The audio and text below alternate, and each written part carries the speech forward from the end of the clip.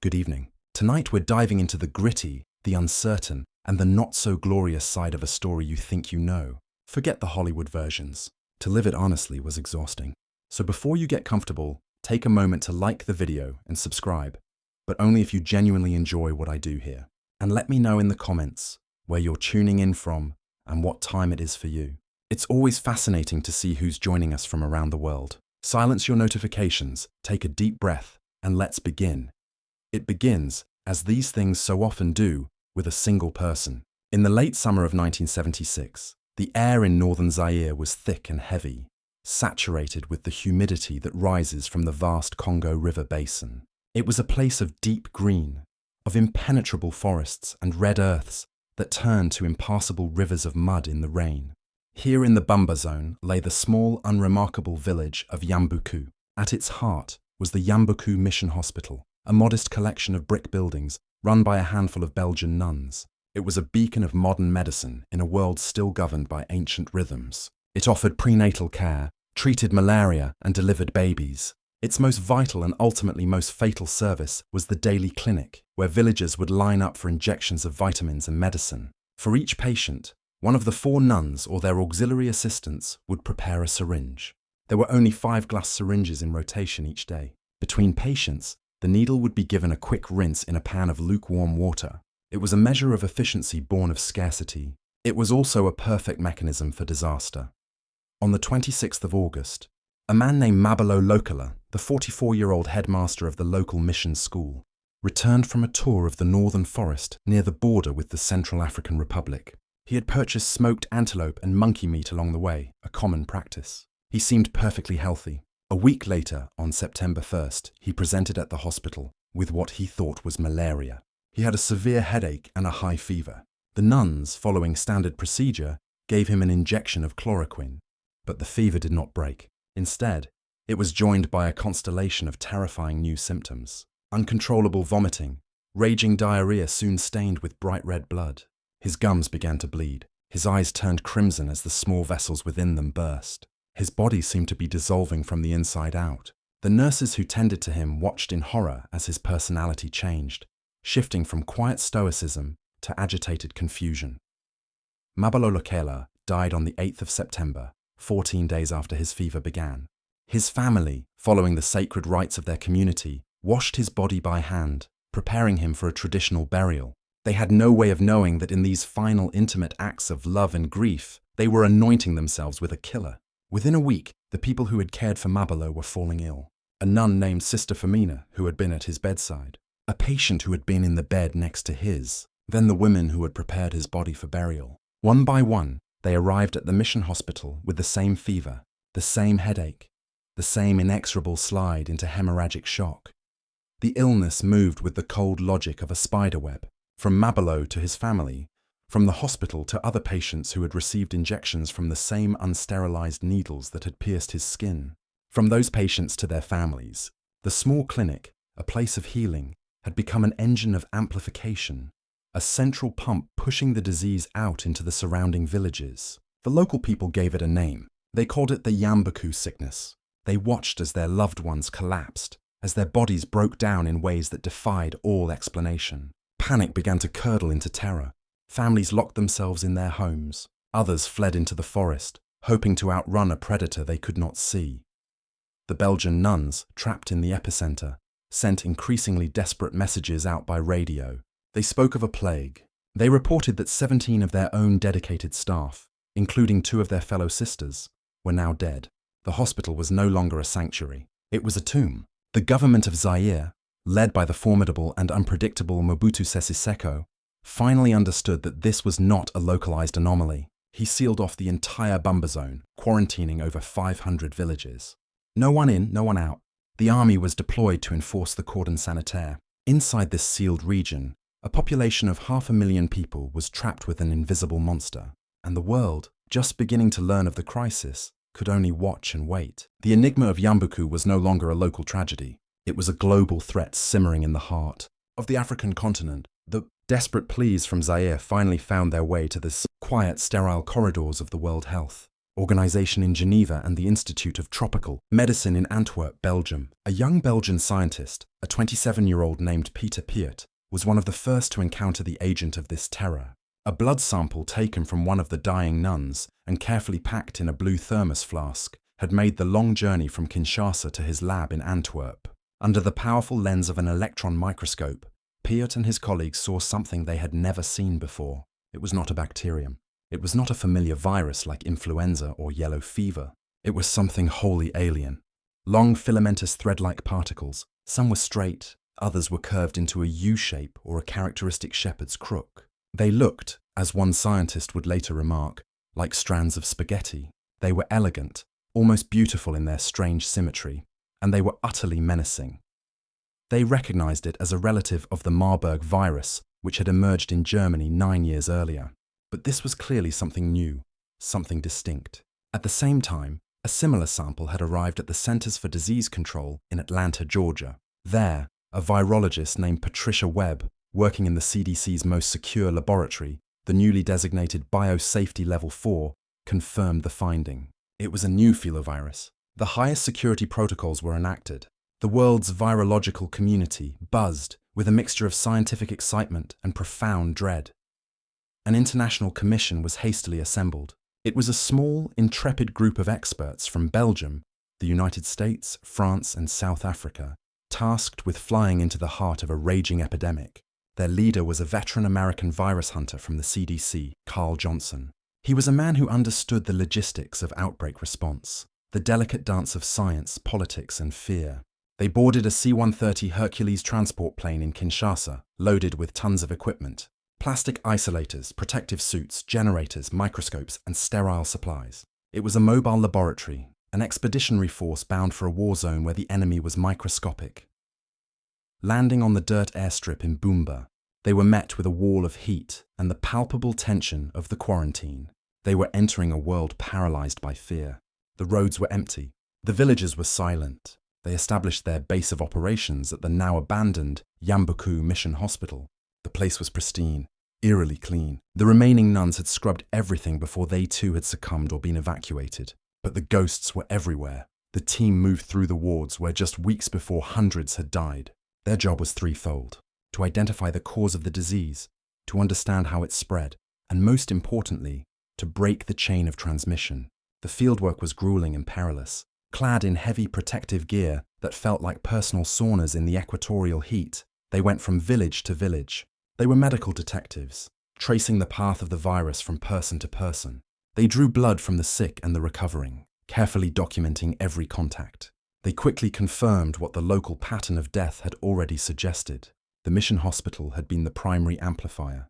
The reuse of just a few contaminated needles had sparked a firestorm, but the secondary spread, the person-to-person transmission through close contact with blood and bodily fluids, particularly during traditional burial rituals, was what sustained the inferno. They mapped the outbreak, creating genealogies of infection that showed with chilling clarity how one sick person could lead to dozens of deaths. They were working against the clock with limited resources in a high-stakes environment where a single tear in a glove could be a death sentence. Their very presence was a source of suspicion. Rumors swirled among the local population that they, the foreign doctors, were the ones spreading the disease, or that they were there to steal the blood of their people. They had to navigate not just a deadly virus, but a landscape of deep-seated cultural beliefs and profound distrust.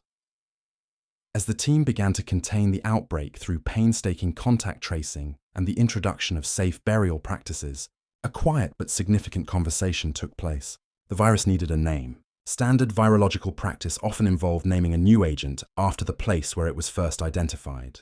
The Yambuku virus was the logical choice, but the scientists, led by Carl Johnson, felt a deep sense of unease with this. They had witnessed the terror and the suffering in the village. They had seen the stigma that was already beginning to attach itself to the survivors and their families. To name the virus after Yambuku would be to brand the village forever with the mark of this plague. It would be a permanent stain, a geographical scar that would haunt its people for generations.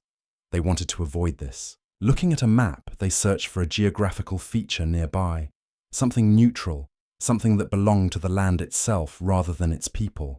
Their eyes fell upon a small dark line snaking through the landscape not far from the mission. It was a river, a tributary of the larger Congo. In the local Lingala language, its name was Legbala. On their map, it was marked with its French name, Ebola, the Ebola River. It seemed fitting.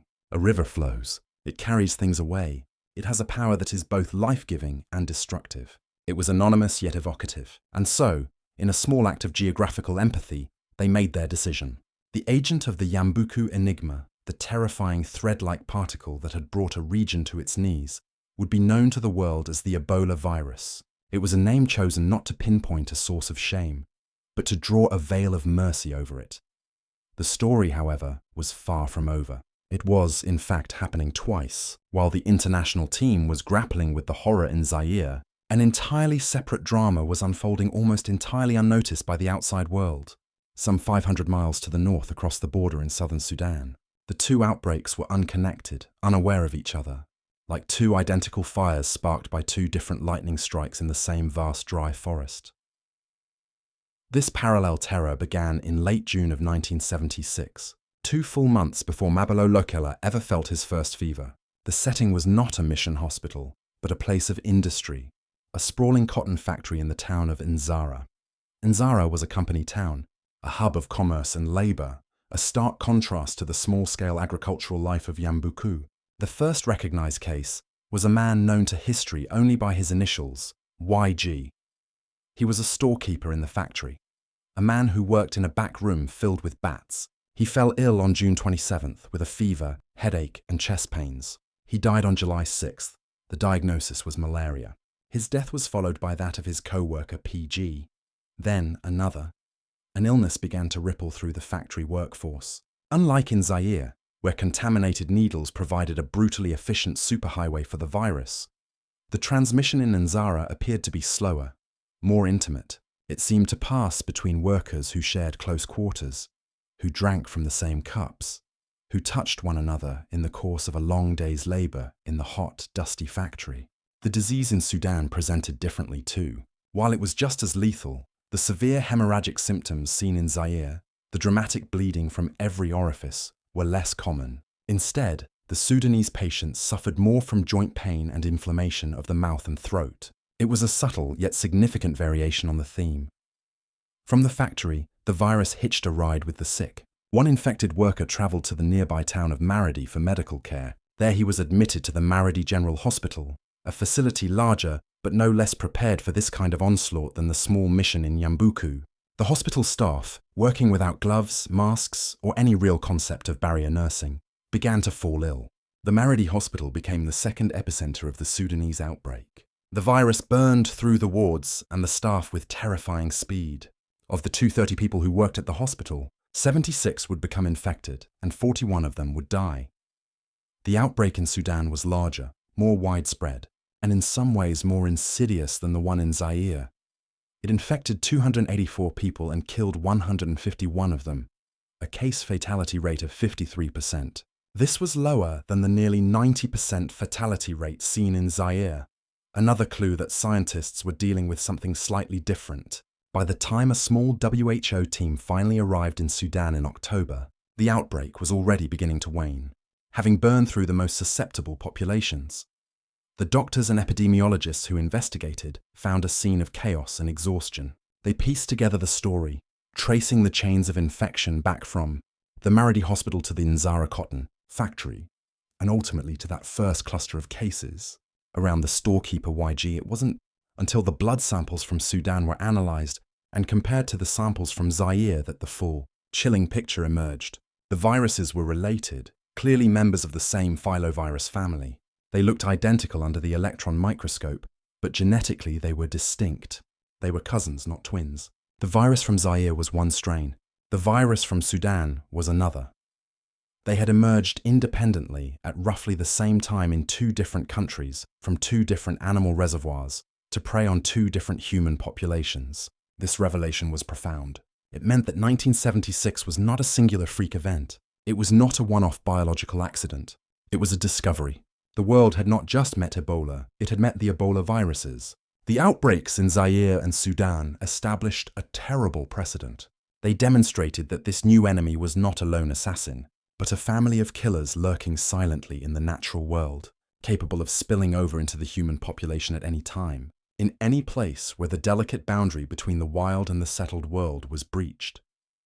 The twin nightmares of 1976, born in a quiet mission hospital and a noisy cotton factory, served as the world's brutal introduction to a threat that would recede but never truly disappear, a river of blood that would continue to flow intermittently but mercilessly through the decades to come. After the firestorm of 1976, a strange quiet descended. For 17 years, the world outside of a few specialized virology labs largely forgot the name Ebola. The virus, having made its terrifying debut on the world stage, seemed to perform a vanishing act, retreating from the headlines and into the deep, quiet places of the earth. But it did not disappear entirely. It left echoes, faint and sporadic whispers in the dark, reminders that it was not gone merely dormant. In 1977, a single case surfaced in the Tandela region of Zaire.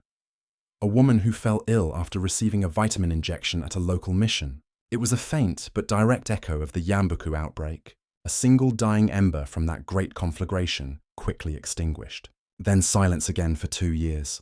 In 1979, the virus returned to the place of its other birth, to southern Sudan.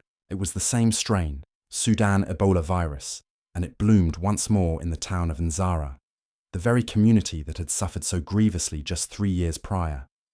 The pattern was horribly familiar. A worker at the local cotton factory fell ill, and the infection soon found its way into the hospital, the great amplifier of disease. But this time, something was different. The world, or at least the small part of it dedicated to fighting these fires, was a little wiser. The lessons of 1976 had been learned, albeit imperfectly. The international response was faster. The principles of isolation and barrier nursing, rudimentary as they were deployed with a greater sense of urgency. The outbreak was smaller, 34 cases, 22 deaths, a tragedy for the families involved, but a footnote in the annals of epidemiology. The virus had tested the world's memory and found it just strong enough to prevent a repeat of the first disaster. And then once again, it vanished. For a decade, the jungle kept its secrets. The virus stayed hidden. Scientists in their sterile, high-containment laboratories could only speculate. They debated its origins, its hiding place, this mysterious natural reservoir. They knew it had to be somewhere, ticking away silently in some unknown creature, waiting for the right moment, the right chance encounter to spill over into a human being and begin the cycle anew. They searched, but the forest is vast, and the list of potential hosts is nearly endless. They tested insects, rodents, primates. They found nothing. The trail went cold, leaving only a lingering sense of dread among those who knew what the virus was capable of. It was a monster that left no footprints. And then in 1989, the monster knocked on a very different door. Not a mud brick hut in Central Africa, but a sterile concrete quarantine facility in Reston, Virginia, a quiet suburb just a stone's throw from the political heart of the United States. The facility, run by a company called Hazelton Research Products, was designed to hold primates, mostly cynomolgus macaques, imported from the Philippines for medical research. In early October, a shipment of 100 monkeys arrived. Within a month, they began to die. They died with a speed and ferocity that alarmed the facility's veterinarians. Their spleens were enlarged, their intestines filled with blood. The initial diagnosis was simian hemorrhagic fever, a known and dangerous pathogen, but one confined to monkeys. The facility sent samples to the United States Army Medical Research Institute of Infectious Diseases, or USAMRIID, at Fort Detrick, Maryland.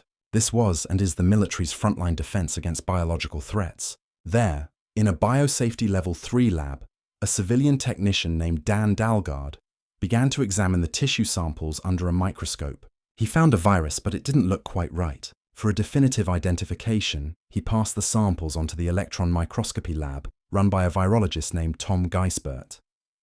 Geisbert prepared the samples, placed them under the powerful beam of the microscope, and saw something that made the blood run cold. There on his screen were the long filamentous shepherd's crook shapes he had only ever seen in textbooks and reference photographs. It was a filovirus. It looked for all the world like Ebola. The discovery sent a shockwave through USAMRIID. The protocols were immediately escalated. Geisbert's boss, Peter Yarling, a man who had spent his career studying the world's deadliest viruses, confirmed the finding. It was Ebola or something terrifyingly like it. A quiet, methodical panic set in. This wasn't a remote African village thousands of miles away. This was suburban Washington, D.C. The virus was inside a building with a commercial ventilation system surrounded by homes, schools, and shopping malls. The logistical nightmare began to unfold. A secret, highly coordinated operation was launched involving the CDC and the US Army. The goal was simple and brutal: to euthanize every single one of the nearly 500 monkeys in the facility, to decontaminate the building from top to bottom, and to do it all without alerting the public and causing a mass panic. Army teams in full-body biocontainment suits, the now iconic image of a modern plague, moved into the Reston monkey house. For days they worked in the heat and the stench, systematically putting the animals down, bagging the carcasses, and sterilizing every surface with chemicals. It was a grim, silent, and efficient operation. Meanwhile, a different kind of fear was gripping the scientists. 4 of the animal handlers at the Reston facility had been exposed. They were tested, and the results were baffling.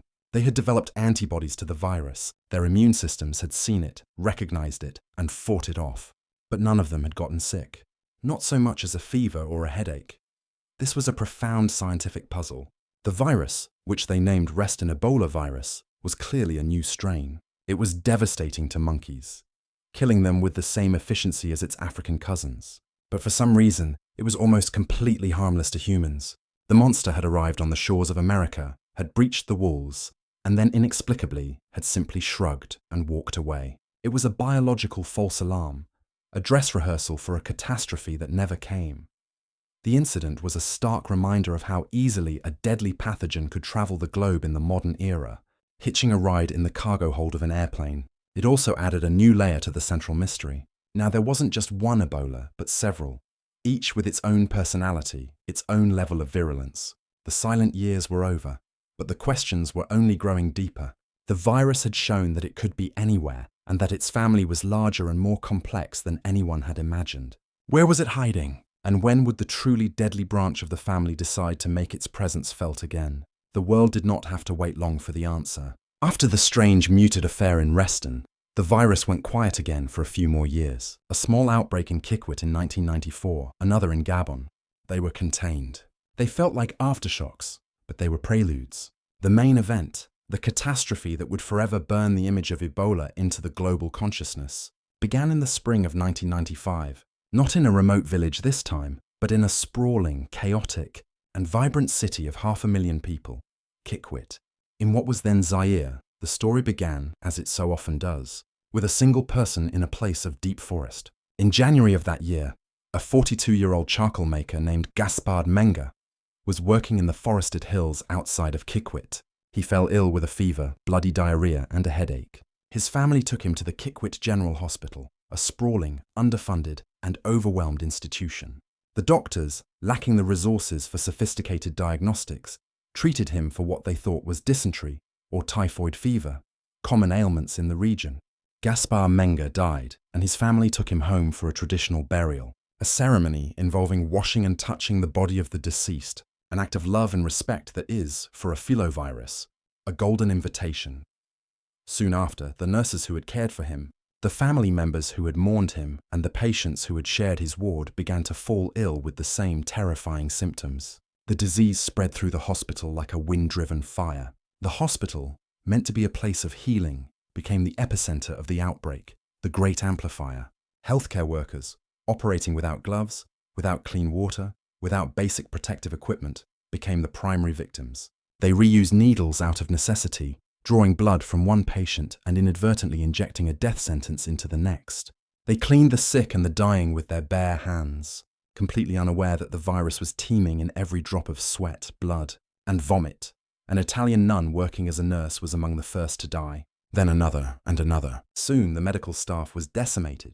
Fear emptied the hospital wards far more effectively than any quarantine order ever could. By April, the situation was spiraling out of control. The local authorities were overwhelmed. The Zairian government, crippled by corruption and instability, was slow to react. A local doctor trying to perform a C-section on an infected pregnant woman was sprayed with blood and died days later. The disease was now spreading out into the city itself, carried by grieving relatives and fleeing patients. It was the nightmare scenario, a highly lethal, highly transmissible virus loose in a dense urban population. It was at this point that the outside world finally took notice. The World Health Organization, alerted by a team from Doctors Without Borders, or MSF, declared a major international emergency. What followed was one of the largest and most dramatic deployments of medical and scientific personnel in modern history. Teams from the CDC in Atlanta, the Pasteur Institute in France, public health agencies from Belgium and South Africa, and of course MSF, all began to descend on Kikwit. It was a race against time. They arrived to find a city gripped by terror. Rumors flew. Some said it was sorcery, others a biological weapon. Bodies were being abandoned in the streets. The Kikwit General Hospital was a ghost town, its remaining staff either dead, sick, or too frightened to work. The international teams knew they had to do two things simultaneously: stop the chain of transmission and win the trust of the community. The first part was a matter of brutal, painstaking logistics. The second was a far more delicate dance of culture, communication, and empathy. The core of the strategy was something called barrier nursing. It is a simple concept with an immensely difficult execution. It means creating an impermeable barrier between the healthcare worker and the virus. The teams, led by veterans like the CDC's Pierre Rollin and the WHO's David Heyman, established a new isolation ward in a cordoned-off section of the hospital. Anyone entering this zone had to don what looked like a spacesuit: impermeable gowns, double or even triple layers of gloves, rubber boots, masks, and protective goggles. The heat inside these suits in the equatorial climate of Zaire was suffocating. Goggles fogged up instantly. Sweat poured off the body, drenching them within minutes. Every single procedure, from drawing blood to simply giving a patient a sip of water, became a slow, deliberate, and exhausting ordeal. And at the end of every shift, they had to go through a meticulous decontamination process, being sprayed head to toe with a chlorine solution, a chemical baptism to wash away the invisible enemy. The second part of the strategy was contact tracing. This was pure detective work. Teams of local and international epidemiologists fanned out across the city's sprawling neighborhoods. For every confirmed case, they had to reconstruct the last days and weeks of that person's life. Who did they live with? Who did they work with? Who attended the funeral? They would then track down every single one of these contacts, sometimes dozens for a single case, and monitor them for 21 days, the maximum incubation period of the virus. It was a monumental task of social geography, mapping the invisible pathways of infection through a terrified city. They went door to door, explaining, reassuring, taking temperatures, battling fear and superstition with patience and science. At the same time, another team tackled the most dangerous and culturally sensitive aspect of the outbreak: burials. Traditional burial practices were a primary engine of transmission.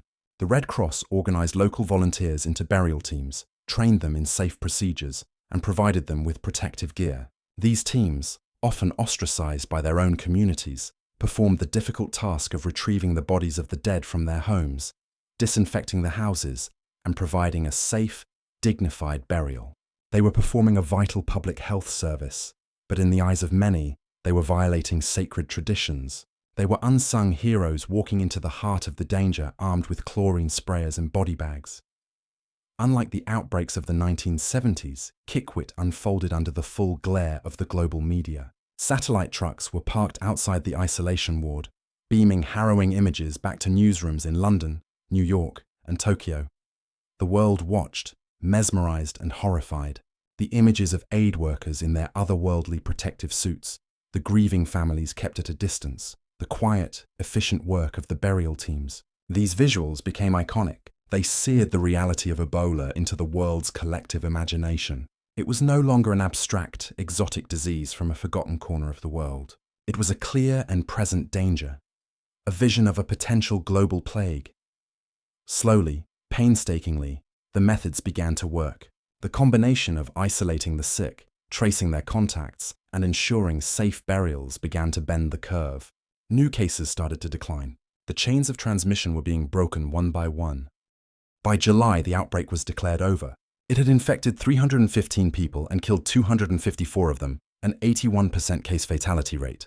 It was a victory for public health, a testament to the courage of the local and international responders. But it was a sobering victory.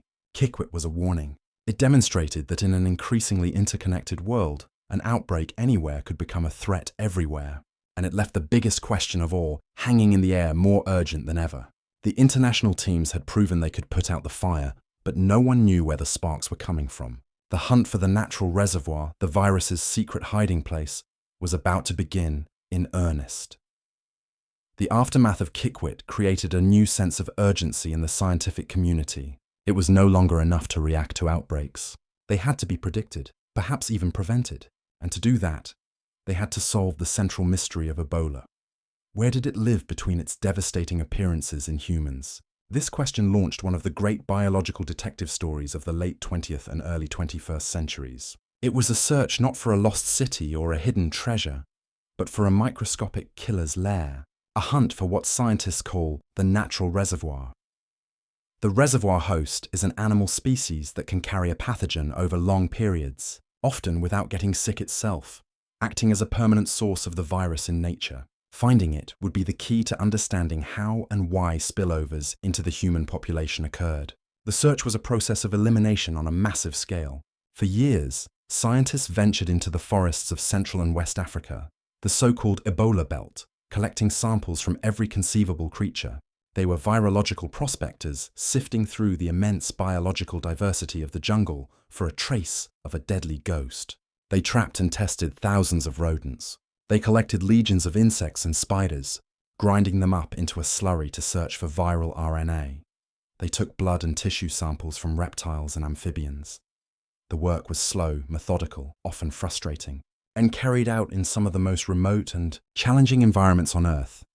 Setting up a mobile laboratory in the middle of the Congolese rainforest with intermittent power and stifling humidity is a logistical feat in itself. Every sample represented hours of trekking through dense undergrowth, setting traps, and carefully handling animals that could, in theory, be carrying the very pathogen they were looking for. And for years, the results were always the same: negative. The virus was nowhere to be found. For a time, suspicion fell heavily on non-human primates. Gorillas and chimpanzees were known to be susceptible to Ebola. In fact, outbreaks in human populations were often preceded by mass die-offs of local ape populations. They were like the canaries in the coal mine, a stark and tragic signal that the virus was active in the area. But they couldn't be the reservoir. They died from the disease just as readily, if not more so, than humans. A good reservoir host doesn't die. It endures. It coexists with the virus. The apes were fellow victims, not the ultimate source. They were another dead end in the investigation. Slowly, over time, a new and compelling suspect emerged: bats.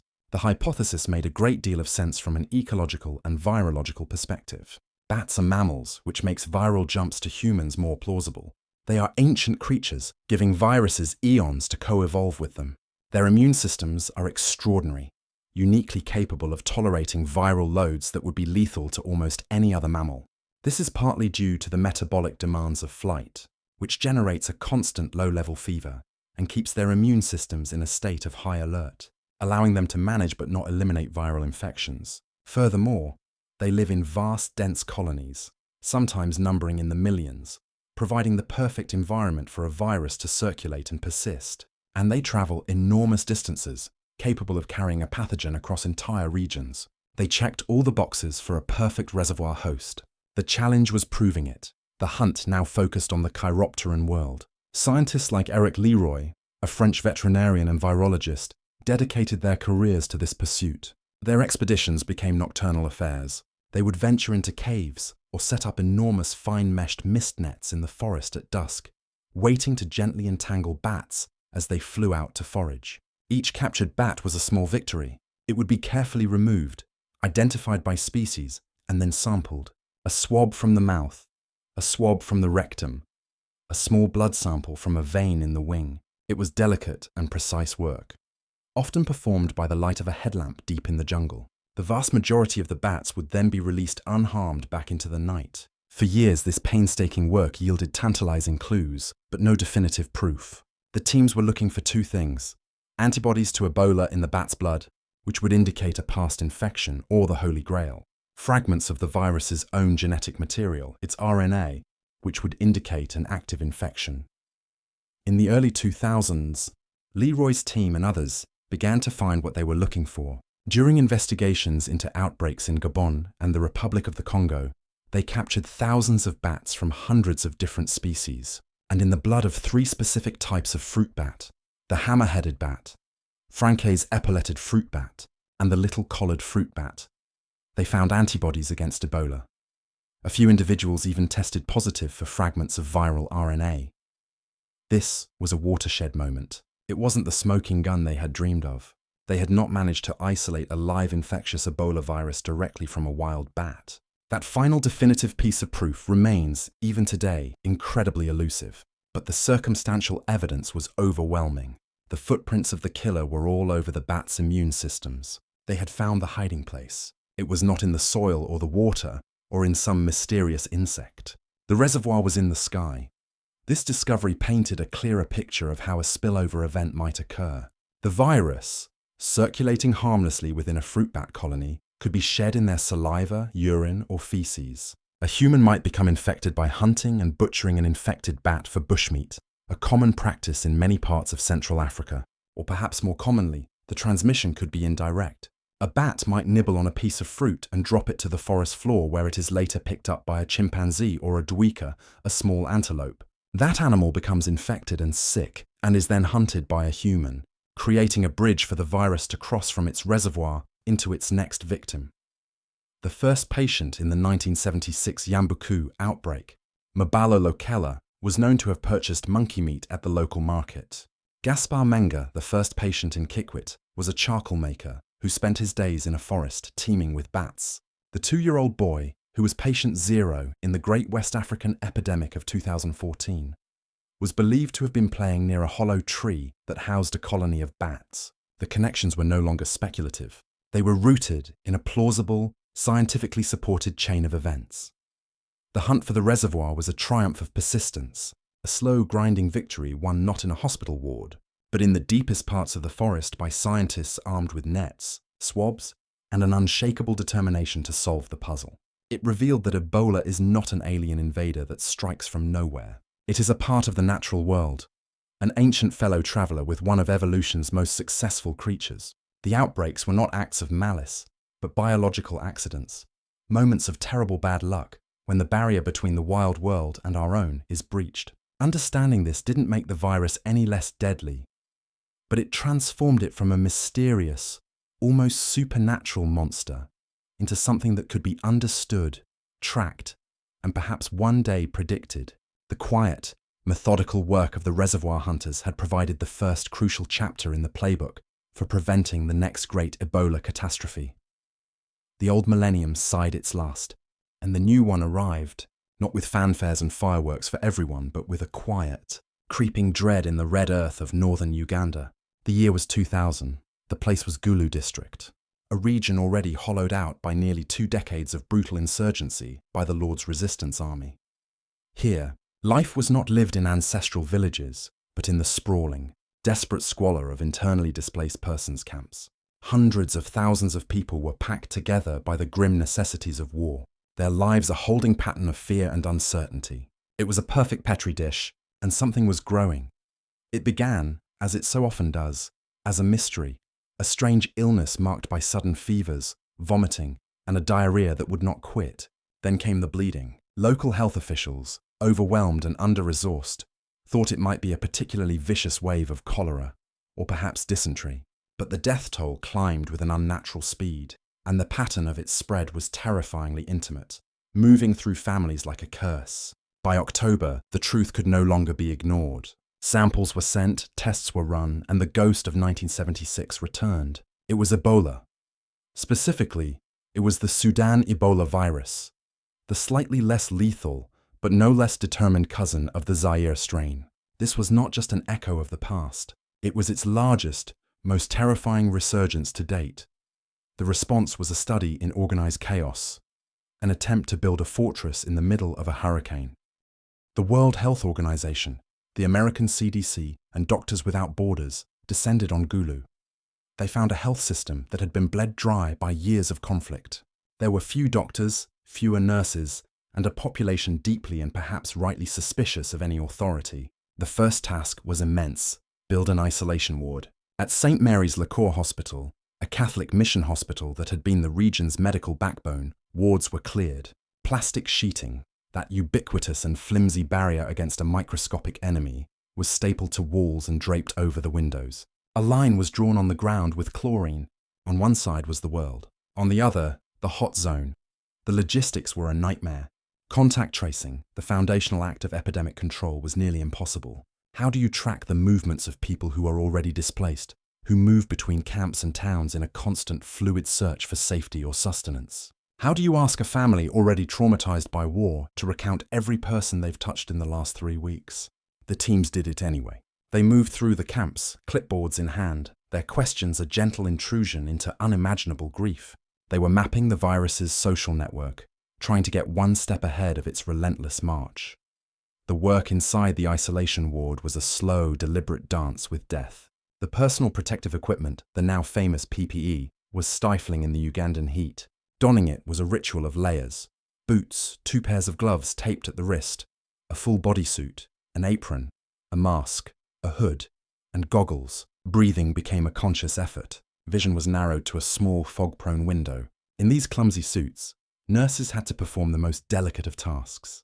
Inserting an IV into a dehydrated patient, cleaning a body racked with hemorrhagic diarrhea, or just offering a cup of water. A small act of humanity that carried with it a universe of risk. One of the heroes of the outbreak was Dr. Matthew Lukwia, the brave medical superintendent of the Lakor Hospital.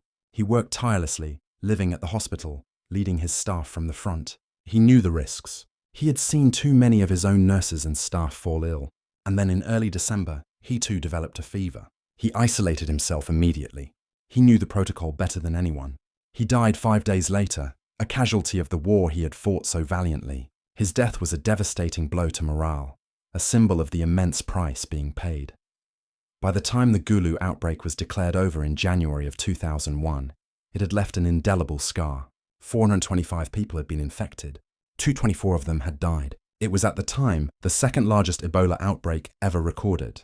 It had demonstrated that the virus could thrive not just in remote forests, but in the dense fractured societies created by human conflict. It was a warning, a very clear one. For a few years the front went quiet, but the virus was not sleeping. It was simply elsewhere. In 2007, the alarm sounded again, this time from the west of Uganda in Bundibugyo district, a mountainous region pressed up against the border with the Democratic Republic of Congo. The reports were familiar. A mysterious illness, fever, bleeding, and rapid death. An immediate response was mobilized, built on the hard-won lessons of Gulu. Samples were collected and sent for analysis, a routine procedure. The assumption was that it would be Sudan's strain again, or perhaps Marburg. The results that came back were confusing. The tests for every known strain of Ebola and for Marburg were negative, yet the patients were clearly dying of a viral hemorrhagic fever. The international teams on the ground were fighting a phantom. They were treating patients, establishing isolation, conducting burials, all without knowing the name of their enemy. In the high-security labs at the CDC in Atlanta, the virologists were puzzled. They ran the tests again. Still negative. This wasn't an anomaly. It was a genuine mystery. So, they turned to the slow, methodical work of genetic sequencing, painstakingly charting the virus's genetic code from the patient samples. And then they found it. A sequence that was clearly related to Ebola, but distinct from any of the 4 known species: Zaire, Sudan, Reston, and the rarely seen Thai forest. It was a 5th branch on a deadly family tree. A new cousin had just introduced itself to the world. They named it with the simple geographic frankness of virology, Bundibugyo Ebola virus. The discovery was a moment of profound scientific importance and profound unease. It confirmed that the virus was not a static entity, not just a handful of known quantities. It was an adaptable, evolving family of pathogens capable of generating new species, new threats that could emerge without warning from the deep reservoirs of the natural world. This new Bundibugyo strain was less lethal than its relatives, with a case fatality rate of around 37%, but that was cold comfort. The monster could change its face. It could have other unknown siblings waiting in the shadows of the forest. The map of our fears had just gotten bigger. Uganda had become a proving ground, a place of terrible education. It had taught the world how to fight Ebola in a war zone, and it had revealed that the enemy was more varied and more cunning than anyone had ever suspected. To understand the ferocious spread of this virus, we must step back from the microscopes and the isolation wards and enter the quiet, sacred spaces where communities grieve. The story of Ebola is not just one of virology and public health. It is a story of anthropology, of culture, and of love. Specifically, it is a story of how we say goodbye to our dead. In many of the cultures of Western Central Africa, death is not a sterile medical event. It is a deeply communal and tactile passage. The body of a loved one is not a vessel to be disposed of. It is the person imbued with spirit and memory, deserving of one final profound act of care. This care is expressed through touch. Imagine a village matriarch has passed away. Her daughters, her sisters, her nieces, the women of the family will gather. It is their solemn duty and their honor to prepare her for her journey. They will tenderly wash her body, an act of purification and respect. They will anoint her with oils, dress her in her finest clothes and braid her hair. They will hold her hands, kiss her forehead and whisper their farewells. This is not a morbid task. It is an act of supreme love, the final thread in a tapestry of kinship woven over a lifetime. The funeral itself is a public affair. The entire community comes to pay respects. People will file past the open casket, touching the deceased one last time, a gesture of connection and shared grief. The body may lie in state in the family home for days, allowing relatives from far and wide to travel and say their goodbyes.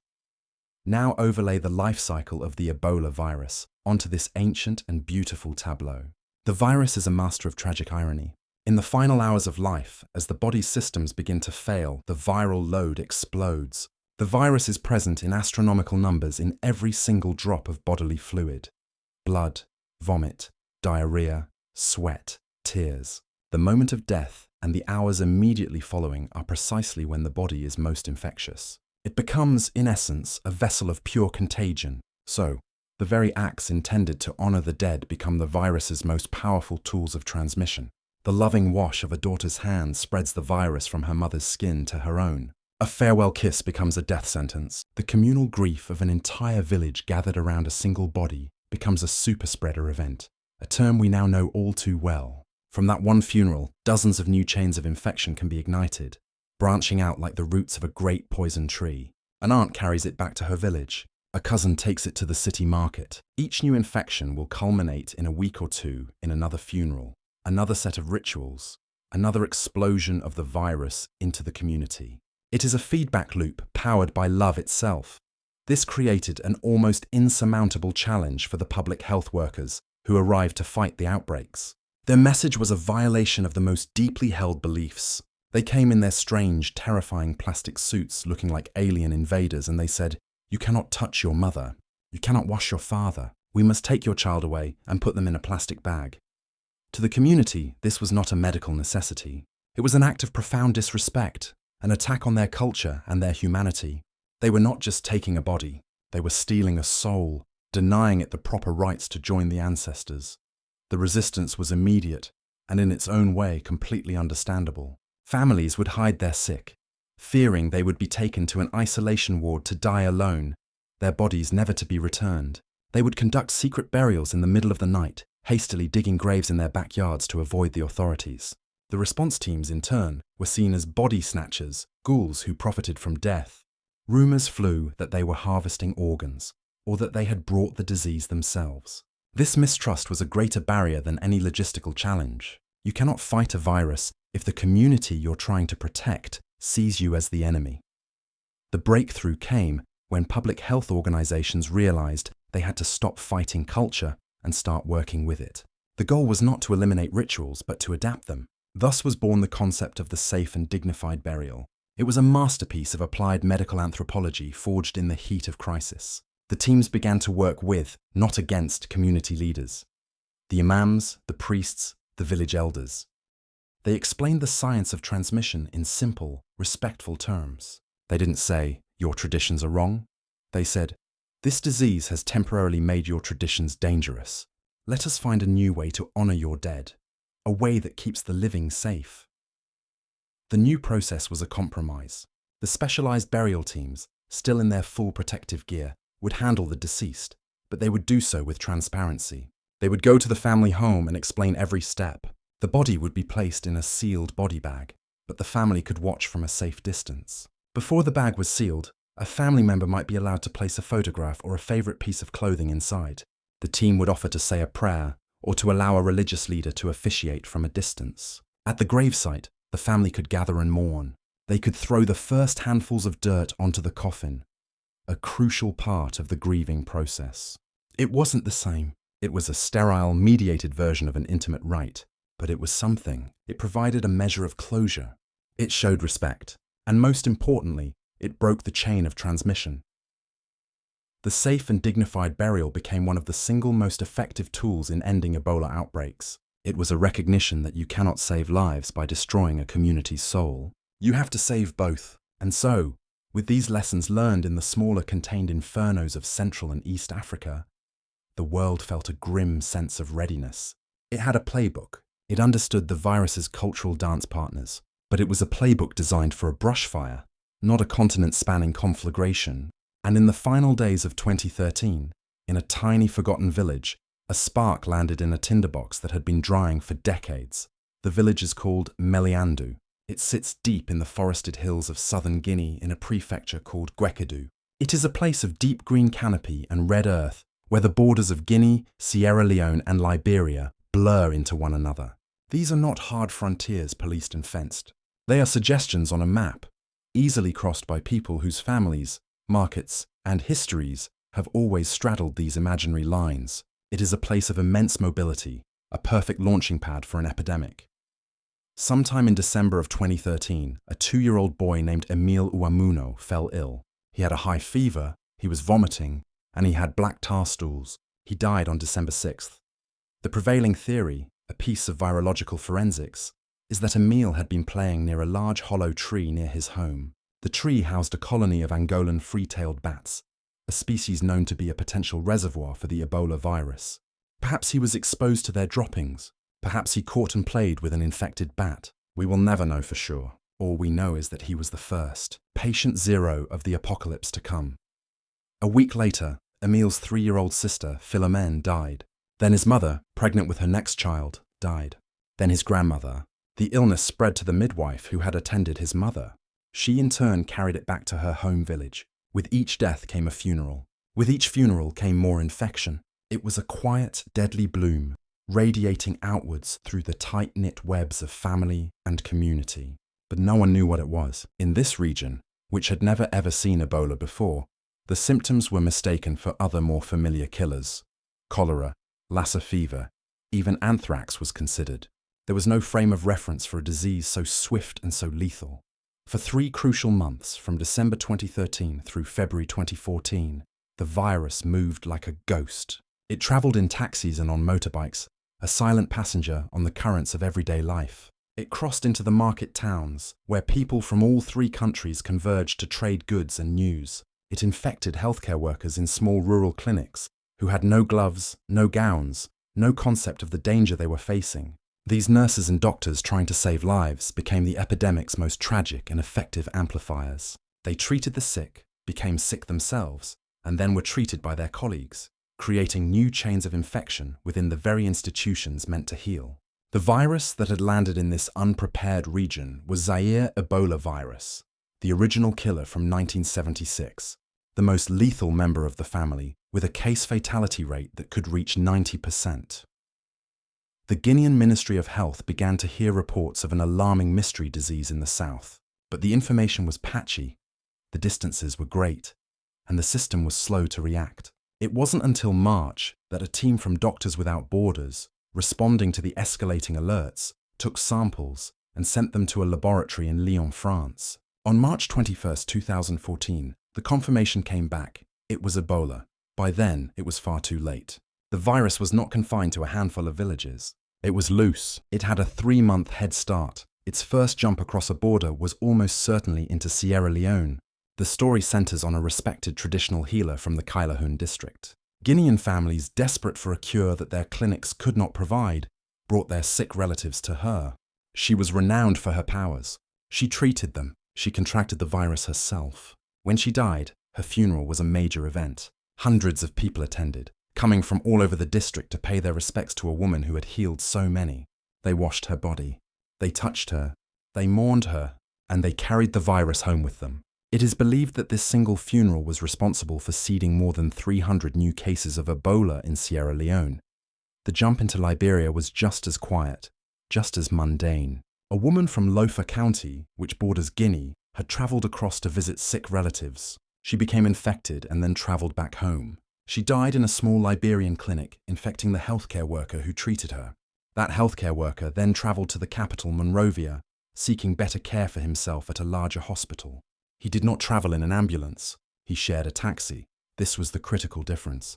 In all previous outbreaks from Yambuku to Gulu, the virus had remained largely rural. It had burned through isolated villages, and its own lethality, combined with the relative immobility of the population, had helped to contain it. But now, for the first time, Ebola was moving into densely packed, impoverished urban centres, cities like Monrovia and Freetown, the capitals of Liberia and Sierra Leone.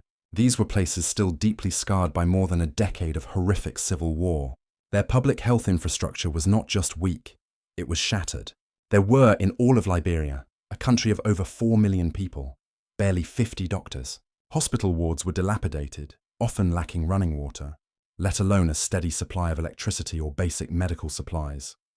It was a perfect storm, a confluence of factors that created an unprecedented catastrophe.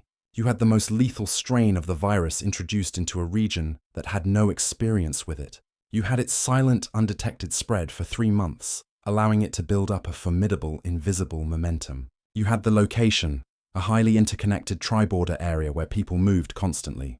And you had the collision of the biological firestorm with the broken post-conflict health systems of 3 of the poorest nations on Earth. The brush fire had become a forest fire, and it was about to race towards the cities where millions of people lived and where the world would finally be forced to watch in horror as the West African inferno began. By the summer of 2014, the fire was no longer contained. What began as a spark in a hollow tree in rural Guinea had become a vast, uncontrolled conflagration consuming 3 nations. The numbers, once a trickle, were now a torrent. In Guinea, Sierra Leone, and Liberia, the virus was moving faster than any human response. The official counts, grim as they were known to be profound underestimations. The true scale of the disaster was whispered in villages, where half the inhabitants had vanished, and shouted in the overwhelmed corridors of makeshift clinics where the sick lay on floors, waiting to die. The delicate threads of society were snapping one by one. Markets closed. Farmers abandoned their fields. The trust between neighbours, between families, between citizens and their governments evaporated like morning mist under a cruel sun. Ebola was no longer just a medical crisis. It was a societal collapse in slow motion. For months, the world had watched with a kind of detached pity. It was a tragedy, certainly, but a distant one, happening over there to them. But the virus did not respect borders drawn on a map. In July, a sickened Liberian-American government official named Patrick Sawyer, febrile and vomiting, boarded a commercial flight. He collapsed at the airport in Lagos, Nigeria, a megacity of 21 million people. With that single act of travel, the nightmare of every epidemiologist was realized. The regional blaze now threatened to become a global inferno. The international community, which had been sluggish and complacent, finally awoke with a jolt of primal fear. On the 8th of August 2014, the Director General of the World Health Organization, Dr. Margaret Chan, stood before the world's media. The words she spoke were carefully chosen, but their weight was immense. She declared the West African Ebola outbreak a public health emergency of international concern, a PHEIC. It's a formal bureaucratic designation, a piece of institutional jargon, but what it really meant was a global scream for help. It was the sounding of a planetary alarm bell, an admission that this was no longer a local problem that could be handled by a few brave doctors and a handful of NGOs. This was now everyone's problem. The declaration triggered a response of a scale never before seen for a disease outbreak. It was ponderous and chaotic, a giant waking from a long slumber, but it was massive. Military forces from the United States, the United Kingdom, and other nations were mobilized not to fight a human enemy, but to fight a microscopic one. Their mission was not combat, but logistics. They were sent to build hospitals. The US military's Operation United Assistance saw uniformed engineers and logistics experts descend on Liberia, tasked with constructing dozens of Ebola treatment units, or ETUs. These were not gleaming modern hospitals. They were sprawling complexes of white tents and plastic sheeting laid out with ruthless geometric precision to manage the flow of contagion. A hot zone for the confirmed sick, a warm zone for suspected cases, a green zone for the living. The British arrived in Sierra Leone with a similar mission, building and staffing treatment centres with their own army medics. The irony was palpable. These armies designed for destruction were now engaged in a desperate mission of preservation. Their greatest weapon, a bar of soap and a bucket of chlorine solution. And still the virus outpaced them. The sheer difficulty of working in these countries was staggering. Supply chains, fragile in the best of times, were shattered. Airlines refused to fly to the affected region, creating a state of near total isolation. Getting a single box of gloves from a warehouse in Europe to a clinic in rural Liberia was a Herculean task involving military airlifts, crumbling roads, and terrified local officials. Money was pledged in the billions, but turning dollars in a bank account in Geneva into a functioning hospital bed in Monrovia was a slow, agonizing process. The true horror of this particular outbreak, the thing that made it so different from all the ones that had come before, was its setting. Previous Ebola outbreaks had occurred in remote, isolated villages. The virus would flare up, burn through a community, and having exhausted its fuel supply of interconnected humans, would die out, retreating back into the forest. It was a tragedy in miniature. But in 2014, for the first time, Ebola established a firm foothold in major capital cities, Conakry in Guinea, Freetown in Sierra Leone, and most devastatingly, Monrovia in Liberia. Fighting Ebola in a dense, sprawling, impoverished urban slum is a fundamentally different challenge. It is like trying to put out a forest fire with a water pistol in the middle of a hurricane. In the countryside, everyone knows everyone. Contact tracing, the meticulous shoe-leather work of tracking down every person a patient has had contact with, is at least feasible. In a city of 1 million souls, a city of transients and anonymous crowds, it is nearly impossible. A sick man gets into a shared taxi. Who were the other passengers? He buys food at a market. Who did he brush up against? The virus thrived in the very anonymity of the city. In places like the West Point slum in Monrovia, a peninsula crammed with 75,000 people living in corrugated tin shacks without clean water or sanitation, the disease spread with terrifying speed. Distrust of the government, already endemic, metastasized into outright paranoia. Rumors flew. The disease was a government plot. It was a Western conspiracy to harvest organs. The men in strange white suits were not there to help. They were there to take your loved ones away to die. When the government, in a desperate and ill-conceived move, tried to quarantine West Point with barbed wire and armed soldiers, the community erupted. Riots broke out. A temporary holding center was overrun, and terrified, potentially infected patients fled back into the community, taking the virus with them. It was a perfect storm of poverty, fear, and contagion. The very public health measures meant to contain the virus were instead spreading it because the currency of trust had been utterly devalued. And then the fear went global. In late September, a man named Thomas Eric Duncan flew from Liberia through Brussels and Washington, D.C. to Dallas, Texas. He had helped a sick neighbor in Monrovia, but he showed no symptoms when he traveled. Days after arriving in Dallas, he fell ill. He went to a hospital emergency room, mentioned his travel from Liberia, and was sent home with antibiotics. It was a catastrophic error. He returned days later, critically ill, and was finally diagnosed with Ebola. The United States, a nation that had viewed the crisis through the detached lens of a television screen, was suddenly gripped by panic. News channels ran endless loops of workers in hazmat suits, decontaminating the apartment where he had stayed. The quiet suburban street became the epicenter of a national anxiety attack. Two of the nurses who cared for Duncan, Nina Pham and Amber Vinson, contracted the virus despite following hospital protocols. One of them had even taken a commercial flight before her diagnosis. The fear became a political firestorm. Governors demanded travel bans. The 24-hour news cycle feasted on the story, amplifying the terror far beyond the actual statistical risk. Cases appeared in Spain, in the UK, in Germany. Each one was a spark that threatened to ignite a wildfire of public hysteria. The world was holding its breath, wondering if the invisible enemy that had brought 3 African nations to their knees was now coming for everyone else.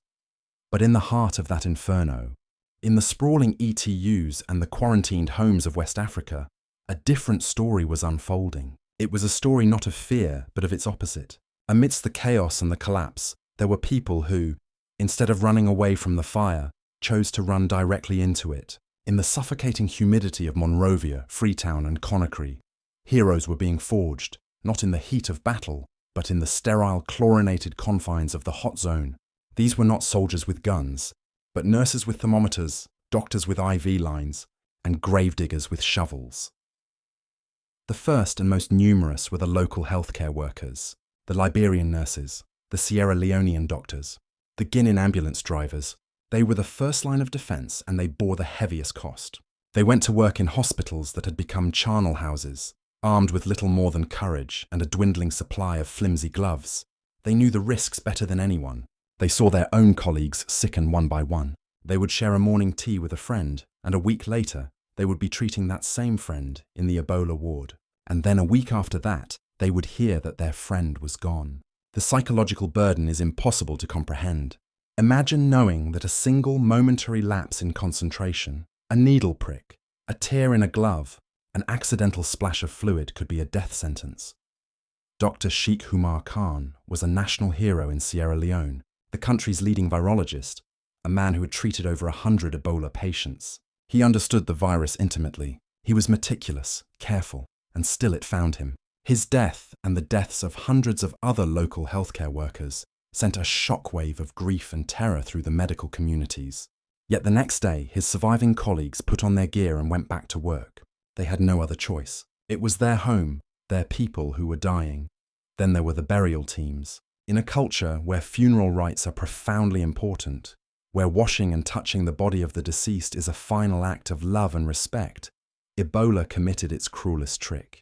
The body of an Ebola victim is at its most infectious right after death. A traditional burial was a biological bomb. To stop the chain of transmission, the dead had to be made safe. This sacred duty fell to teams of young men, often volunteers, who were shunned by their own communities. They would arrive at a home clad in their intimidating white or yellow suits to take away a loved one. They would face the grief and rage of families who saw them not as saviors, but as ghouls stealing their dead. They would carefully, methodically spray the body with chlorine, seal it in 2 body bags, and take it away for a swift anonymous cremation or burial. They were performing one of the most essential tasks of the entire response, breaking the chains of transmission at their strongest link. For this they were ostracized. Landlords evicted them. Shopkeepers refused to sell them food. Their own families turned them away, terrified that they were carrying the disease. They were heroes that no one wanted to touch. And into this chaos came the international responders. Organizations like the Red Cross, the WHO, and various government medical teams. But no group was more visible or more emblematic of this fight than Médecins Sans Frontières or Doctors Without Borders. MSF had been battling Ebola since its discovery. They were the veterans of this particular war. While the world was still debating the scale of the problem, MSF was already on the ground setting up their first treatment centers. They had a system, a practiced, grimly efficient choreography for chaos. Their ETUs were built from pre-packaged kits, a hospital in a box. They understood the unforgiving logic of the virus. Their protocols were brutally rigid, born from decades of hard-won experience. The process of entering the hot zone was a ritual of transformation. A worker would be dressed by a colleague, each piece of personal protective equipment, the PPE, donned in a precise order. Boots, inner gloves, the hooded Tyvek suit, the apron, the mask, the goggles, the outer gloves, taped at the wrists, the ankles, the zipper, completely sealed. To step inside the hot zone was to step onto another planet. The world outside vanished, muffled by the layers of plastic and rubber. The only sound was the rasp of your own breathing amplified in your ears.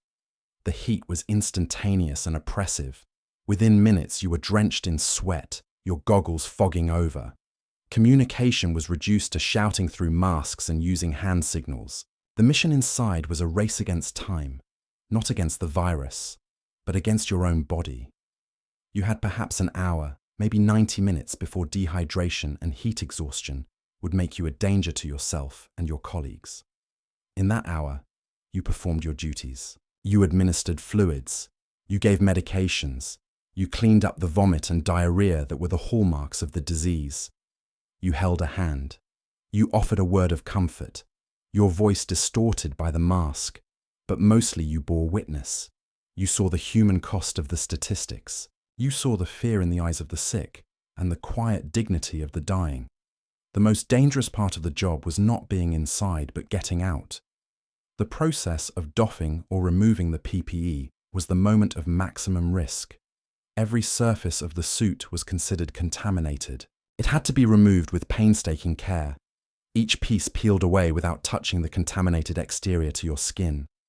A colleague would guide you, calling out instructions, spraying every surface, every glove with a potent chlorine solution. Step into the first bucket. Spray. Remove the apron. Spray. Remove the outer gloves. Spray. It was a slow, deliberate dance, a counter-ritual to the one that got you in. Only when you were finally stripped down to your scrubs, standing in the clean zone, drenched in sweat and utterly exhausted, were you safe. And then after rehydrating, you would rest, and in a few hours, you would do it all over again. These workers, local and international alike, were a thin, porous line of defense, holding back a tidal wave of infection. They could not save everyone. In truth, in the early days, they could save very few. The mortality rate inside the ETUs was often over 70%. Their work was not about grand victories. It was about small mercies. It was about providing a place where someone could die with a measure of dignity, away from their family, yes, but not entirely alone. It was about showing that, in the face of an indifferent and merciless virus, humanity could still respond with compassion and courage. The sheer relentless human cost of this response, and the sight of so many doctors and nurses becoming patients themselves, underscored a terrifying reality. Courage and chlorine were not enough. Humanity needed a better weapon. The 2014 epidemic, in all its horror, became the catalyst for one of the most remarkable scientific sprints in modern history. The race for a vaccine. For nearly 40 years, Ebola vaccine had been a theoretical dream, a low-priority project in a handful of government and military labs. The reasons were coldly practical. Ebola was a disease of the poor erupting in remote parts of Africa. Outbreaks were sporadic and self-limiting. For a pharmaceutical company, the financial incentive was non-existent. There was simply no market. Developing a new vaccine is a monstrously expensive and time-consuming process, often taking a decade or more and costing upwards of $1 billion. There was no business case for investing that kind of capital to fight a disease that killed a few hundred people every few years in places with no ability to pay for it. So the research languished, moving at a glacial pace. Promising candidates sat in deep freezers in laboratories in Canada and the United States, their potential untapped. But the West African outbreak changed the entire geopolitical calculation. Suddenly, Ebola was not just a humanitarian tragedy, it was a global security threat. A virus that could shut down air travel, destabilize entire regions, and sow panic in Western capitals was a virus that demanded a solution. The money, which had been a trickle, became a flood. Governments, philanthropic organizations like the Wellcome Trust, and pharmaceutical giants like Merck and GlaxoSmithKline poured hundreds of millions of dollars into accelerating vaccine development. The projects that had been gathering dust were pulled from the freezers and fast-tracked with a velocity that was both breathtaking and, for those who had worked on them for years, deeply frustrating. The world was finally paying attention, but only after thousands had died. The leading candidate was a vaccine called RVSV-ZBOV. Its origin story was a testament to international collaboration. It was originally developed by scientists at the Public Health Agency of Canada's National Microbiology Laboratory in Winnipeg. They had ingeniously taken a common and relatively harmless livestock virus, vesicular stomatitis virus, or VSV, and genetically engineered it. They snipped out one of its genes and replaced it with a single crucial gene from the Ebola virus, the gene that codes for the glycoprotein that studs Ebola's outer surface. The result was a clever biological mimic. The vaccine couldn't cause Ebola, but it looked enough like it to the immune system to provoke a powerful protective response. The Canadian government licensed it to a small American company, NewLink Genetics, which in turn partnered with the pharmaceutical behemoth Merck to navigate the labyrinthine process of manufacturing and clinical trials. This acceleration created a profound ethical dilemma. How do you safely and ethically test an experimental vaccine in the middle of a raging, chaotic epidemic? The gold standard for medical research is the randomized, double-blind, placebo-controlled trial. Some participants get the real vaccine, some get a placebo, and neither the participants nor the doctors know who got which until the end. This is the most scientifically rigorous way to prove if a vaccine works. But could you in good conscience inject a terrified person who has just been exposed to Ebola with a saline solution, a placebo, knowing they might have a 50% chance of dying a horrible death? The moral calculus was agonizing. The answer for many was no. A new, more nimble approach was needed. The solution came from the history books, from the successful campaign to eradicate smallpox decades earlier. It was a strategy known as ring vaccination. The concept is both simple and elegant. Instead of trying to vaccinate an entire population, you focus your efforts with surgical precision. When a new case of Ebola is confirmed, you don't just treat the patient. You immediately rush to identify every single person they have had recent contact with, their family, their neighbors, the people they shared a meal with. This is the first ring. You then identify all the contacts of those contacts, the second ring. You offer the vaccine to everyone in these rings, creating a cordon of immunity, a firebreak of protected individuals around the new infection, preventing it from spreading any further. It contains the spark before it can become a blaze. In 2015, as the epidemic was finally beginning to wane in Liberia and Sierra Leone, the last embers were still glowing in Guinea.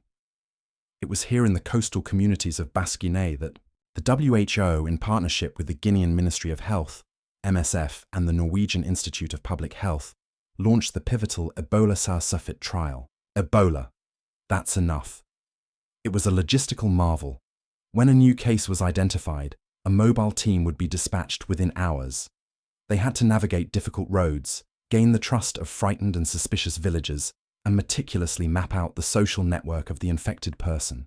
And they had to do it all while carrying a vaccine that needed to be stored at a mind-bogglingly cold 80 degrees C. This required sophisticated portable freezers and an unbroken cold chain from the laboratory in Europe to a remote hut in Guinea. The trial itself was a cluster randomized design, a clever compromise to the ethical problem. Entire rings or clusters of people were randomly assigned to either receive the vaccine immediately or to receive it after a 21-day delay. This allowed for a scientifically valid comparison while ensuring that everyone involved would eventually get the potentially life-saving shot. The results were stunning. They came in faster and were more definitive than anyone had dared to hope. Among the thousands of people who received the vaccine immediately, not a single one developed Ebola. It was 100% effective. The results were so clear, so overwhelmingly positive that the trial was stopped early. The Data Safety and Monitoring Board declared it would be unethical to continue withholding the vaccine from the delayed vaccination group. Everyone would get it immediately. It was a monumental victory for science and public health, a beacon of hope in a story so often defined by tragedy. The RVSV-Zebov vaccine, later branded as Ervebo, was the weapon they had so desperately needed. It was not a cure, but it was a shield. The frantic race had been won, but it was a victory with a profound and somber asterisk. It had taken the largest, most catastrophic Ebola epidemic in history, a disaster that claimed more than 11,000 lives, to finally push a promising vaccine across the finish line. The knowledge of how to stop the fire had been sitting in a freezer all along. It just took a world in flames to finally make someone go and get it. The official end of an epidemic is a strange, abstract thing. It's a date on a calendar, a declaration, from a minister in a crisp suit, a collective sigh of relief from a world that had been holding its breath. For West Africa in 2016, it was a moment of weary celebration. The white tents could be struck. The last of the international aid workers could board their flights home. And the news cycle, ever hungry, could move on. But for those who had walked through the fire and somehow emerged on the other side, the declaration meant very little. The virus, you see, is a poor respecter of official timelines. It leaves behind its own epilogue, a story written in the bodies and minds of the survivors, in the haunted silence of clinics stripped of their nurses, in the quiet desperation of a market with nothing left to sell. The war was over, but the occupation had just begun. For the tens of thousands who survived, victory was a complicated, conditional state of being. They had stared down a disease with a terrifying mortality rate and won. a feat of immense biological and personal strength. Yet, in the months and years that followed, many discovered that Ebola does not always grant a clean release. It leaves behind a collection of cruel souvenirs, a constellation of debilitating aftereffects that came to be known as post-Ebola syndrome. It was as if the virus in its defeat had seeded the body with phantom pains and lingering shadows. Survivors spoke of searing joint pain that made walking a torment, of a profound bone-deep fatigue that no amount of sleep could cure. They described headaches that felt like a vice tightening around the skull and a strange, persistent ringing in the ears. Perhaps the most terrifying of these vestiges was what the virus could do to the eyes. A significant number of survivors developed uveitis, a severe inflammation inside the eye that clouded their vision, caused intense pain, and in some cases led to blindness. It was a discovery that sent a chill through the medical community. The story of Dr. Ian Crozier, an American physician who contracted the disease in Sierra Leone and was evacuated to Emory University Hospital, became a chilling case study. Months after he was declared virus-free, his left eye began to ache. The pressure inside it soared, his vision blurred, and then, most unnervingly, the iris, the colored part of his eye, began to change, shifting from a clear blue to a murky green. When ophthalmologists carefully extracted a tiny sample of fluid from his eye, they found it was teeming with active Ebola virus. The pathogen had found an immunologically privileged site, a place where the body's defenses are naturally weaker, and had simply hidden there, dormant, a secret prisoner long after the war was supposedly won. This discovery had profound implications. It meant the virus could persist in survivors for months, even years, tucked away in bodily fluids, in semen, in spinal fluid, in the aqueous humor of the eye. This wasn't a zombie apocalypse scenario, not a case of the walking dead, but it was a complex public health reality. A survivor could, in very rare and specific circumstances, reignite a chain of transmission long after an epidemic was declared over. The hero's journey was suddenly complicated by a grim asterisk. But the physical scars were often easier to bear than the social ones. The word survivor, which should have been a badge of honor, became a brand, a label that separated individuals from their communities. In villages where entire families had been wiped out, a lone survivor was sometimes seen not with sympathy, but with suspicion. Why them? What dark magic had they employed to be spared? Fear, a far more contagious agent than any virus, poisoned the wells of community trust. Landlords evicted survivor tenants. Employers refused to rehire them. Friends would cross the street to avoid a handshake. Children were shunned in the schoolyard. The very people who had endured the most were now treated as pariahs, walking ghosts in their own hometowns. They were living reminders of a trauma everyone else desperately wanted to forget. And beyond the individual, the virus left deep structural wounds on the nations it had savaged. The healthcare systems of Guinea, Liberia, and Sierra Leone, already fragile before the outbreak, were left in ruins. So many doctors, nurses, and community health workers had perished on the front lines. They were, after all, the most exposed. Clinics that had once delivered babies and treated malaria were now empty shells, their staff gone, their supplies depleted. The intense focus on Ebola had created a devastating secondary crisis. While the world poured resources into fighting one disease, people continued to die in ever greater numbers from others. Measles outbreaks flared. Malaria went untreated. Mothers died in childbirth because there was no one left to attend to them. The healthcare infrastructure had not just been bent, it had been broken, and rebuilding it would be the work of a generation. The economies were similarly shattered. Quarantines and fear shutting down markets, restricting travel and halting work. Commerce ground to a halt. Farmers couldn't sell their produce. Miners couldn't go to the mines. Fields lay fallow. The vibrant, bustling lifeblood of these nations had been slowed to a sluggish, anemic crawl. The cost of Ebola wasn't just measured in the number of dead, but in the years of lost development, the setback in the slow, arduous climb toward prosperity. The world had learned a great deal during the West African epidemic. Painful, bloody lessons in public health, logistics, and communication. The final report card was bleak, and everyone knew with a quiet dread that there would be another test. That test arrived on the 1st of August 2018. The declaration came from the Democratic Republic of Congo's Ministry of Health, a sober announcement of a new Ebola outbreak. But this was different. This was not in a quiet forested region near the river that gave the virus its name. This was in North Kivu and Ituri provinces in the far east of the country, a place that had been embroiled in conflict for more than 2 decades. a place where over 100 armed groups operated, where government control was tenuous at best, and where the civilian population had learned through bitter experience to deeply mistrust anyone in a uniform or an official-looking vehicle. The virus, with its uncanny intelligence for finding the cracks in human society, had chosen the perfect theatre of operations, a war zone. But this time, the world was not caught flat-footed. The horrors of 2014 had spurred a frantic global effort to develop the weapons that had been so desperately lacking, and now they were ready to be deployed. The first and most important of these was the vaccine. Developed by the Public Health Agency of Canada, licensed to Merck and fast-tracked through trials during the waning days of the West African epidemic, the RVSV-Zebov vaccine, brand name Ervebo, was a marvel of modern science. It wasn't a tool for mass immunization. Its brilliance lay in its strategic application. The strategy was called ring vaccination, a concept honed during the final successful push to eradicate smallpox. The idea was simple in theory, but fiendishly complex in practice.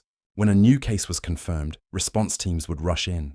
They would identify everyone the infected person had been in contact with: family, friends, their neighbors, the person they sat next to on a bus, and vaccinate them. Then they would vaccinate the contacts of those contacts. It created a ring of immunity, a biological firewall around the active case, preventing the virus from finding a new host and spreading further. It was like fighting a forest fire, not by dousing the whole forest, but by creating a targeted firebreak just ahead of the flames.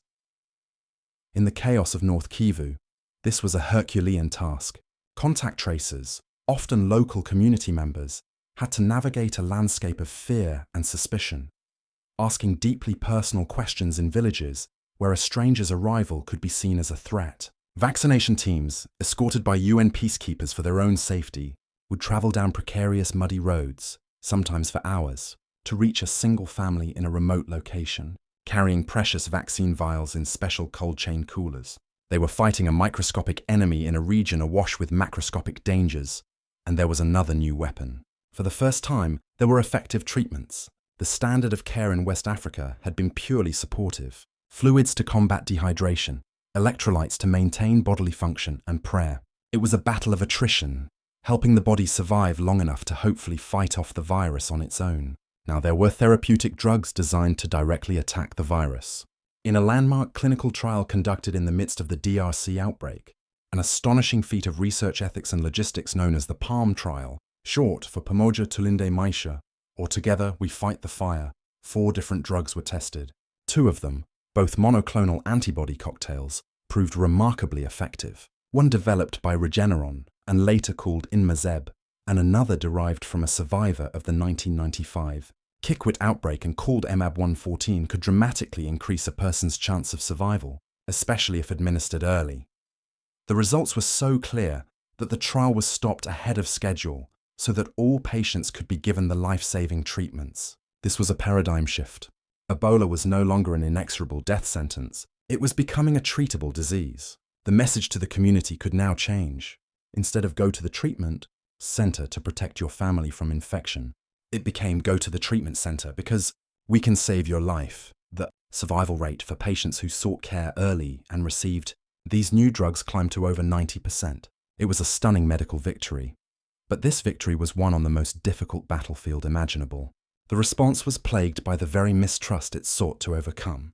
Rumors spread like wildfire that the epidemic was a hoax, a scheme by foreigners to steal organs, or a plot by the government to disrupt upcoming elections.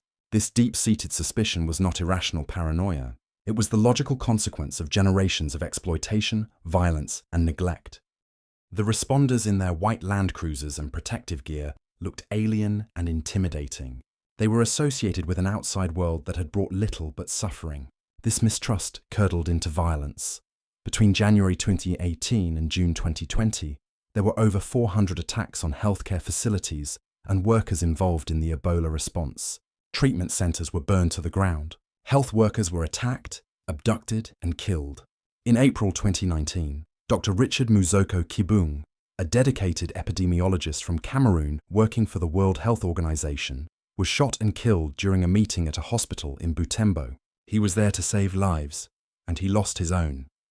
The response had to adapt. It became less about a top-down militaristic-style intervention and more about community engagement. Anthropologists were brought in to help responders understand local customs and burial practices. More and more, the response was staffed and led by Congolese doctors and community leaders who could bridge the trust gap in a way no foreigner ever could. They learned that fighting a virus in a conflict zone is as much a matter of sociology, politics, and trust building as it is of virology and medicine. It was a brutal, exhausting 2-year-long struggle.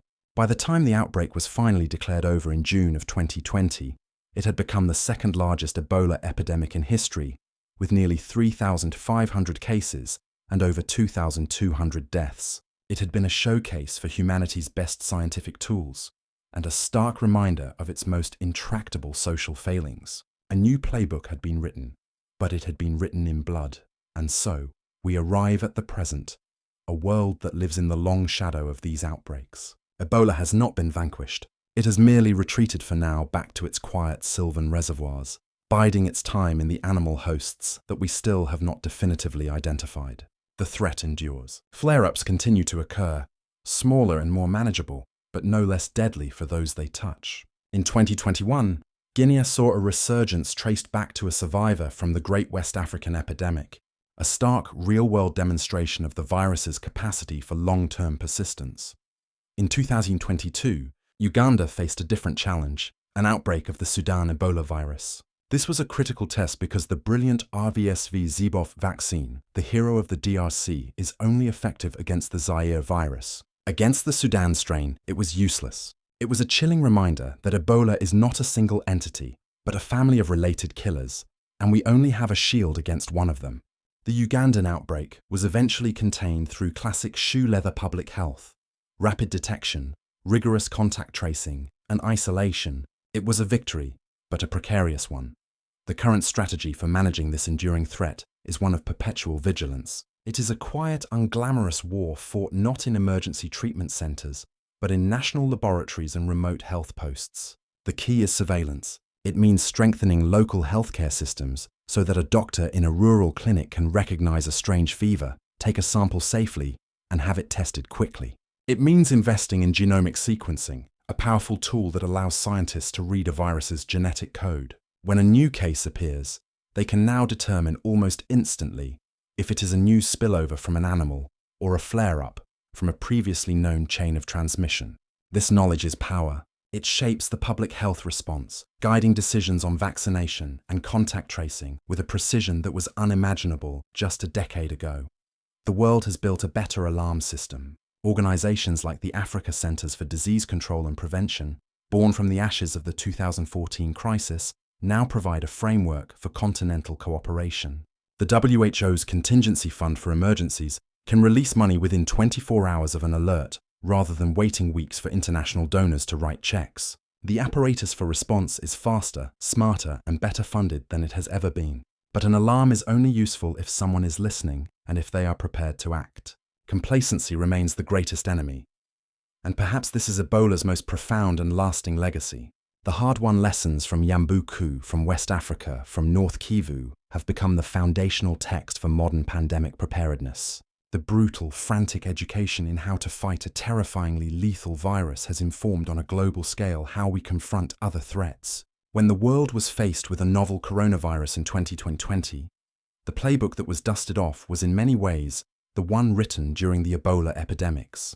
The concept of contact tracing, which became a household term during COVID-19, was refined and professionalized in the towns and villages of Liberia and Sierra Leone. The crucial importance of clear, honest public health communication and the catastrophic consequences of misinformation and political interference was a lesson taught in the starkest possible terms by Ebola. Most significantly, the race for a COVID-19 vaccine, which shattered every record for scientific development, stood on the shoulders of the Ebola vaccine effort. The global collaborations, the new vaccine platform technologies, the streamlined regulatory pathways, and the creation of entities like CEPI, the Coalition for Epidemic Preparedness Innovations, were all direct outgrowths of the world's desperate scramble to arm itself against Ebola. The sense of urgency, the willingness to fund promising research at risk, the understanding that a pathogen anywhere is a threat everywhere. This was the mental framework forged in the Ebola crucible. Ebola, in its terrifying efficiency, taught us how a localized outbreak could become a global crisis. It was the dress rehearsal. It was the final exam for which we were woefully unprepared, and for which we paid a terrible price. And in doing so, it gave us the tools, the knowledge, and the scars to face the next even greater challenge. The virus remains a part of our world, a persistent low-level hum of dread beneath the noise of our modern lives. It is a reminder of the fragility of our systems, of the thin veneer of order that separates a healthy community from a crisis. And it stands as a permanent, indelible testament to the fact that, in the long, quiet struggle between humanity and the microbial world, there is no final victory. There is only vigilance, there is only preparedness, and there is only the hope that when the alarm sounds again, we will remember the lessons we learned in the fire.